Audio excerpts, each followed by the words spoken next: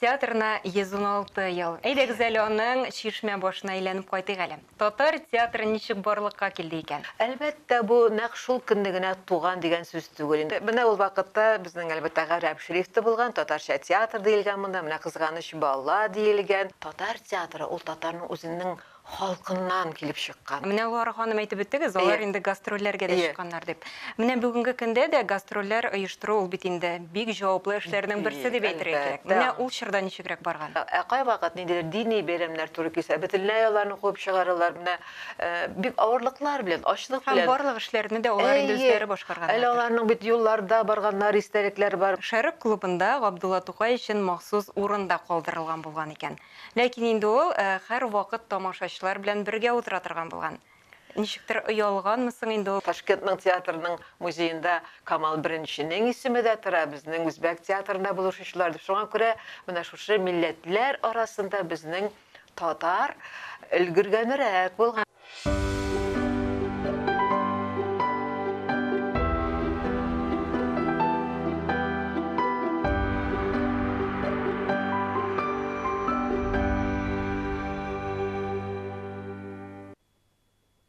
Хәерле көн безнең кадерле тамашачыларыбыз. Татарстан 24 каналында турыдан-туры эфирда мәдәни агарту тапшыруы. Барыгызга да матур һәм уңышлы көн теләп сезне сәламлыйм мин, Гөлүсә Сыңгатуллина.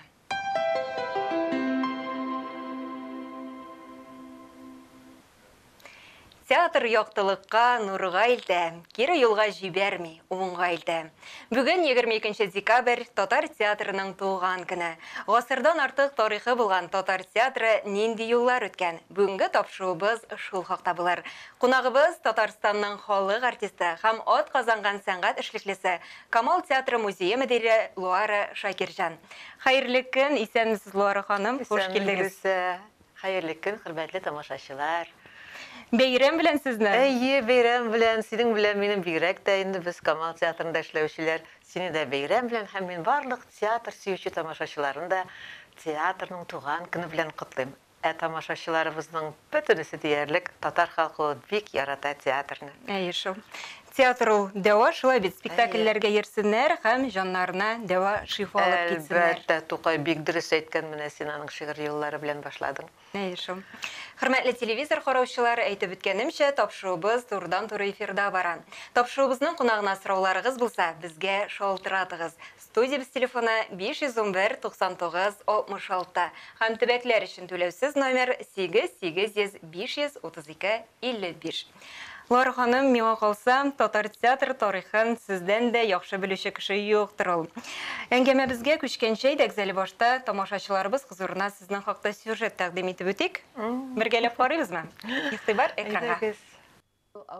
Татарстанның атказанган сәнгать эшлеклесе һәм халык артисткасы Дамир Сиражиев исемендәге театраль премия лауреаты Луара Шакирҗан Әтнә районының Күлле Киме авылында туып үсә. Башта Казан театр училищесын, аннары Ленинград дәүләт театр, музыка, кинематография институтының актерлык бүлеген тәмамлый. Профессиональ актриса юлын Луара ханым Тинчурин театрында башлый. Соңрак Мәдәният министрлыгында театрлар буенча белгеч булып хезмәт куя. Бүгенге көндә исә Галиаскар Камал исемендәге театр музеен җитәкли.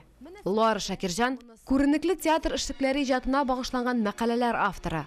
Радио, телевидение һәм сәхнәдә театр турында тапшырулар, әдәби кичәләр алып баручы. Шул ук вакытта нәфис сүз жанрында эшләүче артистка да. Финляндия, Швеция, Польша, Америка татарлары янында булып, спектакльләр куеп, аларның милли рухын үстерүгә дә үз өлешен керткән шәхес ул. Белемле, зауыклы артисткабызга сокланмый һич мөмкин түгел. Чыннан да шулай. Рәхмәт. Менә Лорапа Татар театрына 116 ел. Әйдәгез әле аның шишмә башына әйләнеп кайтыйк әле. Татар театры ничек барлыкка килде икән? Әйе, Гөлүсә, дөрес әйтәсең, менә уйлап кара әле, күз алдыңа китәргә тырышып кара. Горький урамы, ул элек проломный булган. Мин яңа клуб дип аталган бер бина, элеганда драматология институты иде. Мин шуның каршында гына торам. Менә бүген дә мин узган вакытта 22 декабрь мен әйтәм, 116 ел элек монда машиналар түгел, атлар йөргәннәр, һәм истәлекләрдә дә шулай ителә, калфаклар кигән, кәзәкиләр кигән татар кешеләре ашкынып татарча театр карарга Мейрәмгә килгәннәр. ашканнар. Әйе, һәм зал тулы булганда, күп зур зал түгел, кайдыр 150 кешелек зал ул беренче катта. Һәм шул көннең татар театры туу көне итеп билгелиләр. Икенче көнне матбугат битләрендә дә язалар бу турыда. Ул Казан гөр килә, татарның үз театры булган. Әлбәттә, бу нәкъ шул көнне генә туган дигән сүз түгел. Инде гади спектакльне куйганда да бит айлар буе репетиция ясыйсың, шуңа күрә менә каядыр беренче әсәр, сәхнә әсәре 1887 елны язылган булса, Габдрахман Ильясы бичара кыз. Аны Шәрик клубында безнең бүген дә карарга мөмкин. Тамашачыларыбыз өчен кызык булыр, килегез. Һәм аннан соң инде аны йорт спектакльләре итеп уйный башлыйлар. Шундый бер ни бар, термин бар. Иде байлар, зыялылар иендә 15-20 кеше җыелып шулай күрсәтәләр. Кайбер әсәрләрен төрекчәдән тәрҗемәләр була күбесенчә. Һәм шул ук 3нче елда да әле менә Татарская учительская школа дип аталган бер затларны тәрбияләп чыгарган бер уку йорты бар Тукай музей каршында. Анда да куйганнар спектакль дип аталмаган тамаша. Һәм хәтта 6нчы елның май аенда да күрсәттеләр. Ул Карл Маркс урамындагы бер бинада, без аларны беләбез инде. Һәм менә нәкъ шушы 22 декабрьдәгесенә типографияда афишалар, игъланнар бастырып, һәм аны менә шушы татар укытучылар мәктәбендә укучы ярлы студентлар өчен кергән акча дип язып чыгаралар, һәм чынлап та халык бик күп агылып килә. Менә шулай итеп инде шушы көнне бер елдан соң менә театр булган иде дип искә алалар. Аннан инде менә без шулай 116 ел буе шушы көнне искә алабыз. Әлбәттә, Галискар Камал. Менә монда безнең менә ул вакытта безнең әлбәттә Гарәп шрифты булган, татарча театр диелгән монда. Менә Кызганыч бала диелгән, Гыйшык бәләсе, кыска-кыска 2 пәрдәлек шундый әсәрләр булалар. Беренчесен аның Галискар Камал төрекчәдән тәрҗемә итә, Кызганыч бала. Һәм икенчесе ансында елап утыралар, ансы драма була. Икенчесе аның көлкеле Гыйшык бәләсе дигән. Ансында көләләр, менә шундый бер бик шатланып, кемнәрнеңдер күзендә яшь чыганда, Сәгыйть Рәмиевның бу турыда истәлекләре бар, шигыре дә бар. Бик ялкынланып, соңыннан рәхмәт яшьләргә дип шундый шигъри чыгышы да була аның. Һәм менә Галискар Камал шушы беренче безнең Казанның яшьләре, алар арасында зыялылар, гимназистлар, мөгаллимнәр, приказчик дигән әле тагын бер шундый һөнәр булган, алар бик алдыңгы карашлы булган. Менә шулар җыелганнар, Галискар Камал аларга ярдәм иткән, менә каядыр шушы текстларны төзү буенча да, тәрҗемә итү буенча да ул бит әле үзе бик рәссам да оста. Кайбер урыннарда ул үз куллары белән язган афишаны. Менә шулай итеп Галискар Камал театрның беренче көннәреннән башлап шушы эшкә үзенең өлешен керткән, һәм менә истәлекләр дә бар. Сәйяр труппасында, татар театрында башлангыч чорларында Галискар абый катнашмаган бер генә чарада юк иде дип искә ала әүвәлге артистлар.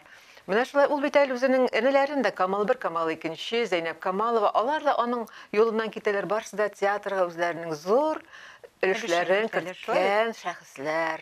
Камал династиясы. Менә Лора ханым башлангыч чорда бит инде менә әлеге артистларның дип әйтик, аларның бит инде махсус белемнәре булмаган. Алар халыктан чыккан җәүһәрләр булганнар. Менә араларында кемнәр булган? Шулар хакында да сөйләп үтсәгез иде.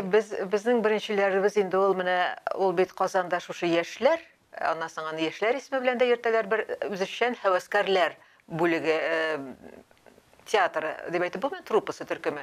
Менә шул ук вакытта Оренбургта, хәтта әзерәк алданрак Ильяс Кудашев Ашказарский дигән бик тә талантлы музыкант ул үзе Казанда укый, учительская школа, Гаяз Исхакыйлар белән дә аралаша, Казанда укыганда һәм хыяллана, нигә соң руста театр бар, нигә татарда юк дип, шуның белән хыялланып Оренбургка кайтып укытучы булып эшли башлагач, янына җыя. Егетләр әлбәттә, кызлар ул вакытта кая инде сәхнәгә чыгу. Әле менә шушы егетләрдән Яшкан Островскийны үзе тәрҗемә итеп куя, ул наданлык ва галимлек дип Петербургларга барып, цензуралар артыннан йөри. Ләкин 5нче елны афишалар чыкса да рөхсәт итмиләр. Менә безнең 5нче елдан дип әйтергә дә булар иде татар театрын. Ә инде 7нче елда менә шушы күтәрелеш, ул бит менә 5нче елга революция дип кулакка кергәне бармы, юкмы белмим, ул нәрсә дигәнсез. Ул бөтен Россиядә, хәтта аерым милләтләр арасында да бер күтәрелеш. Газета, журналлар, кичәләр, әдәбият үсә башлый. Менә шул чорга туры килә безнең татар театрының калкып чыгуы.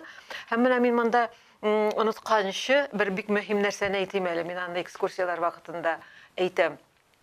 Элегрәк бик алай әйтмәйдек тә без аны. Безнең менә шушы 20 яшьлек егетләр башлый бу эшне. Хәтта кызлар ролендә дә алар уйный. Анда Нурия Исакаев була, Мортазин Иманский, алар менә шунда үзләренә сәхнә исемнәре дә, фамилияләре дә кушалар. Алар нинди каршылыклар белән үз киемнәрен, үз акчаларына аларга кая барсалар да әле рөхсәттә булмый.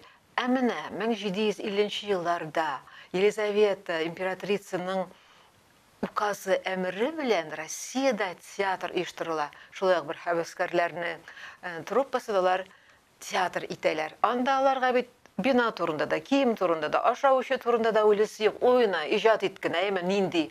Ә татарга әле рөхсәт булмаган. Нинди кыенлыклар аша, гел нәрсә куясыз дип инде театр труппасы оешкач та. Менә бу зур аерма. Шуңа күрә без әйтәбез, татар театры ул татарның үзенең халкыннан килеп чыккан. Аларга кирәк булган ул. Менә Габдулла Тукай әйткән шул заманда әле шушы спектакльләрне күрсәтә башлаганчы, театр ул киләчәк көннәрдә безнең милләткә бик өметле һәм кирәкле шәйдер нәрсәдер дигән. Һәм ул ялгышмаган. Бүген инде без әлбәттә театрсыз татар тормышын күз алдына да китерә алмыйбыз. Менә шулай итеп башланган ул. Оренбургта оешалар аннан соң 7нче елда һәм шушы егетләр белән чыгып китә Ильяс Кудашев Ашказарский Идел буйлап беренче гастрольгә. Аларны шуңа күрә профессиональ труппа дибез, чөнки алар инде башка эш белән шөгыльләнмиләр. Шушы театрда, халык әйтмешлек театрда уйнауны алар үзләренең профессиясе, һөнәри итәләр. Менә Луара ханым әйтеп үттегез, алар инде гастрольләргә дә чыкканнар дип. Менә бүгенге көндә дә гастрольләр оештыру ул бит инде бик җаваплы эшләрнең берсе дип әйтергә кирәк. Менә ул чорда ничегрәк барган? Ул biz аны синең белән генә түгел, бер кемдә бөтен эшкәлекләрен күз алдына китерә алмыйбыз, чөнки килеп төшәләр. Бер 6-7 кеше алар, әйме. Һәм иң беренче баш шушы җитәкче бара кайдыр шәһәрнең властьларына. Мөмкинме цензура үзенең кагазьләрен күрсәтә. Без менә шулай уйнар идек, менә шулай сөйләшүләр бара. Кайда аларга менә шул бинада уйнагыз диләр, билет сатарга рөхсәт итәләр. Әйбәт кенә узганнары була. Кай вакыт ниндидер дини бәйрәмнәр туры килсә, бөтенләй аларны куып чыгаралар. Менә бик авырлыклар белән, ачлык белән. Һәм барлык эшләрне дә алар инде үзләре башкарганнар. Әле аларның бит юлларда барганнар, истәлекләр бар. Менә бер поездда билет алырга акча йыгалар, кашып билетсез ничектер керәләр. Аларның бөтенесен куып чыгаралар. Тышта салкын, бияләйләрен кулакларына киеп менә шундый без аны күз алдына китерә алмыйбыз. Ачлык, ялангачлык, ләкин шул кадәр менә шушы театрның шаукымы аларга кагыла, һәм аларда ниндидер бер табигый талант булган, әлбәттә. Синең соравыңа бая җавап биреп өлгерә алмадым. Аларда бит махсус белем булмаган. Алар менә нәкъ шул үзләре сизеп шушы, кара, минем дә уйныйсым килә, миндә дә мондый сәләт бар кебек тыйымнар белән сәхнәгә чыгып, аларның кайберләре бик әйбәт булып уйнап киткән. Зәгыйфрәкләре теге, алар төшеп тә кала инде. Ул чаклардагы матбугат битләрендә Сәгыйть Рәмиев булсын, Габдулла Тукай булсын, алар күргән спектакльләргә матур гына бәя бирәләр. Менә ул бигрәк тә илтифатлы, бигрәк тә талантлы уйнады дигән сүзләр бар. Монсы бераз шулайрак дип алар инде матур гына бәя дә биргәннәр. Кем талантлы, кем алаяк түгел, барсы да күренгән. Һәм әле Габдулла Кариев аннан соң бу труппаның Ильяс Кудашевтан соң җитәкли башлый. Ул каядыр рус режиссерларында, тәҗрибәле рус режиссерларында чакыра. Ниндидер актерлык осталыгына өйрәтүләр башлана. Менә шулай итеп, ул вакытта бары ниндидер Самарда студиялар иша башлый, акрын-акрын гына, әйе. Әмма әле махсус актерлар, артистлар әзерли торган театр уку йорты безнең Татарстан җирлегендә, Казанда ул Күптән түгел 100 еллыгын уздырдык. Казан театр училищесы 1922-23 елларда гына ачылып китә. Шуннан инде безнең махсус белемле актерларыбыз. Аңа кадәр вакытыбызны нитеп булса да әйтеп китәм инде. Менә беләсең, бер актриса, бер артистка була, ул үзе Мәскәү астында туган кыз, безнең Ашраф Синяева, Галия Бануны беренче уйнаган бик матур тавышлы артистка, ул Питерда шушы театраль студияларда белем алган була, анда рус театрында уйнап та йөри. Моны ишетеп Габдулла Кариевлар, безнең сәяр труппасы, аны Казанга чакыралар. Ул килә, алар Сидик Айдаров дигән артист белән җырлап, Галия Бануның беренче премьераларында уйныйлар, өйләнешләр, ләкин ул бик кыска гомерле була. 23 елда инде ул кайдыр 30 яшьләр тулганчы авырып үлеп китә. Ул бик талантлы, танылган актриса булыр иде. Менә анда беренче ул безнең калганнарыбыз Сәхип Җамал Гыйззәтуллина Волжскийны әйтеп китик инде. Әлбәттә, ул бөтен Төркия мөселман дөньясында беренче җөрьәт итеп сәхнәгә чыккан кыз, һәм шуның аркасында бик күп күрә ул түбәнсетүләр, аны урамда тотып кыйный да башларга мөмкиннәр, аңа бер тапкыр атып та җибәрәләр, син нәрсә алай мыскыл итеп динне йөрисең, сәхнәдә татар кызы, мөселман кызы булатыр дип, әмма аларның барсына да карамыйча алар эшлиләр.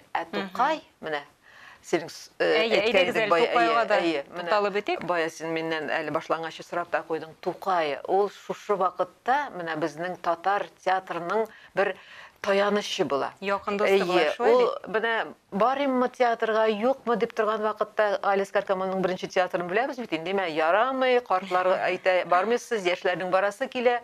Менә шул вакытта ул театр дигән шигырен яза бит. Ул бүгенге көндә дә безнең устав шикелле яңгырый, андагы бөтен сүз. Ләкин шарты бар, яхшы төзелсә ди ул менә. Шунлап та театр ул тегендә монда гына булырга тиеш түгел, ул яктылыкка, нурга илтергә тиеш. Һәм шушы шигыре белән ул гади халыкны да күтәреп җибәрә. Театр әле ул андый начар нәрсә түгел икән. Һәм шушы ук беренче артисткабызга ул ничек үзенең шигырен багышлый, кояш белән чагыштыра, берсе сәхнәдә, берсе күктә дип.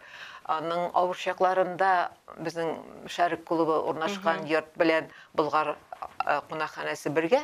Болгарда Тукай тора, ул бик якын досты була сәяр труппасының, һәм дә аралашып тәнкыйтьчесе дә, киңәшчесе дә булып, менә шулай итеп яшиләр алар. Аның нигез салучыларның берсе дип әйтергә була Габдулла Тукайны. Лора ханым, менә мин шундый бер мәгълүматкә тап булган идем. Шәрик клубында Габдулла Тукай өчен махсус урында калдырылган булган икән. Ләкин инде ул һәр вакыт тамашачылар белән бергә утыра торган булган. Ничектер оялганмысың инде ул? Менә бу мәгълүмат сезгә.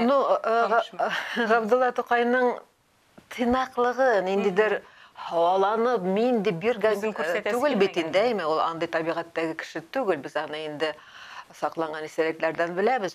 Шуңа күрә ул күбрәк әле ул Шәрик клубларында бит чыгышлар ясый. Халыкның иҗаты турында да менә аның мәкаләләр, үзенең чыгышлар, һәм аның мәкаләсе бар шушы театрны безне ничек үстерергә, ничек аны сакларга дигән менә шундый янып публицистикада, театр буенча да. Теге кайда утырган, аны инде хәзер без беребез дә әйтә алмый. Безнең менә Шәрик клубында 2нче катта нәкъ элекке шикелле шушылай кичкенә генә зал бар, сәхнәсе бар. Ул элек тә шулай иде. Анда кулинария техникумы булды. Совет чорында без кирип караганыбыз бар. Ул шундый бер сәхнәле зал иде. Һәм без менә шул вакытларны искә төшереп, шулай итеп, менә монда Тукай утырган дип әйтә алмыйбыз. Алай булырга да мөмкин. Бу мәгълүмат инде аның тыйнаклыгын күрсәтә. Әлбәттә. Һәм ул даими анда килгән. Анда безнең шушы Алискар Камал, Фатих Амирхан, әлбәттә Габдулла Тукай, Сәгыйд Рәмиевлар, менә шушы заманның бөтен зиялылары, әдәбият өлкәсендә инде танылып килгән каләм осталары, алар барсы да театр белән дә, музыка, әдәбият белән кызыксынган яшьләр, шунда шимбә көн күбрәк җыела торган булганнар, бөтен шәһәр яшьләре, аларны шимбәчләр дип атый башлыйлар әләннән соң. Менә шулай итеп, акрын гына зиялылар безнең инде 20нче гасыр башында өлгереп, менә бу урында шунда әйтеп китим, кирәкле сүз, Александр Островский, бик рус драматургы, аның бит сүзләре бар. Әгәр дә халыкның, милләтнең үзенең университетлары, музейлары, китапхана һәм театры бар икән, демәк, бу инде өлгергән милләт, өлгергән халык дия. Һәм менә безнең татар халкы, чынлап та ул без горурланып әйтик ул турыда, өлгергән шушы 20-нче гасыр башында һәм инде социалистик революция 17-нче елдан соңына башка милләтләрдә, Чувашстан, Мари, Урта Азиядагы милләтләребездә, шуларда milli teatrlarını tüzər üçün, uyuştururğa yardım etib, naq менә безнең инде тәҗрибәләре булган дип әйтик, артистлар бит китәләр. Менә Ташкентның театрының музеенда Камал Беренченең исеме дә тора, безнең үзбәк театрында булышучылар дип. Шуңа күрә менә шушы милләтләр арасында безнең татар өлгергәнрәк булган, мәгърифәтлерәк. Әйдәгез әле татар театрының бүгенгесенә дә кайтыйк. Менә шушы көннәрдә инде бәйрәм уңайыннан Камал театрында премьерда көтелә. Безнең хәбәрчебез әлеге спектакльнең репетиция мизгелләрен күреп кайтты. Бергәләп тамашачыларыбызга да тәкъдим итәләр. Игътибар экранга. Эш бикә, эш. Срочно эш килеп чыкты бикә. Татар театр тарихы турында сөйләшкәнбез икән инде, аның бүгенгесенә дә күз салмый калу ярамас. Мисал өчен тиздән Камал театр сәхнәсенә Әмирхан Еникинең Рәшәсе менәчәк. Бу театрда бөек татар классигының әсәрләре моңарчы куелганы булмады. Әлеге эшкә режиссер Айдар Жаббаров алынган. Спектакль Еникигә ярып мәхәббәт турында булырмы? Бу спектакль бик мәхәббәт турында булмас, дип уйлыйбыз. Бу спектакль кеше ничек исәп белән яши торган кеше турында спектакль була бу. Исәп белән, акыл белән яшәүче кеше турында. Һәм инде аның кичерешләре, белмим, теге дөресме, дөрес түгелме, ансын тамашачы үзе хәл итер. Вакыйгалар сугыш чорында бара. Төп героиня Рәшидә. Аны Мөләйем Гүзәл Шакирова башкарачак. Моннан берничә ел элек минем шундый ике зур теләгем бар иде. Беренче теләгем ул минем булган вакыйгаларга нигезләнгән сугыш темасына яки дә тарихи темасына нигезләнгән төп рольне уйнау. Икенче теләгем ул Айдар Жаппаров белән эшләп карыйсы килә, чөнки мин аның белән моңа кадәр әле эшләгәнем юк иде. Менә шушы ике теләгем минем күп еллар буе йөрәгемдә йөрде, күңелемдә күп еллар үтте. Һәм менә ниһаять көтмәгән җирдән кинәт миңа шушы ике теләгем бергә кушылып, Рәшә спектаклендә Рәшидә роле булып, миңа зур бүләк булып теләгем иреште. Кайтара башладылар, тиздән мине дә кайтарырлар диде. Бирсен Ходаем. Бирсен генә. Тамашачыларны менән инде үзенчәлекле спектакль көтә икән. Лора ханым, ни кызганыч, тапшыруыбыз инде ахырына да якынлашты. Билгеле, бер тапшыру кысаларында гына татар театры тарихын барлап чыгып булмый. Театр ул ил белән бергә бөтен язмышын, ил тарихын үзе белән чагыштырып барды һәм без бүген аның туган чоры турында гына сөйләдек. Әле алда очрашулар насип булсын. Шулай ук театрыбызда да очрашулар көтәбез сезнең белән. Шуннан да менә тарихы буе татар театры инде ул тамашачыларын якын иткән, аның белән бер дулкында булган һәм киләчәктә дә шулай барсын дигән теләктә калабыз. Сезнең белән саубуллашабыз, эшегездә зурдан-зур уңышлар телибез, киләчәктә дә тапшыруыбызда көтеп калабыз. Рәхмәт. Хөрмәтле тамашачылар, сезгә дә уңышлар теләп калабыз. Исән сау булыгыз. Хөрмәтле телевизор караучылар, бүгенгә шулар иде. Татар театры яшәсен, чәчәк атсын. Сәнгать чәчәк аткан җирдә начарлыкка урын була алмый. Сезнең белән Гөлүсә Сыңгатуллина булды. Сау булыгыз. Киләсе очрашуларга кадәр.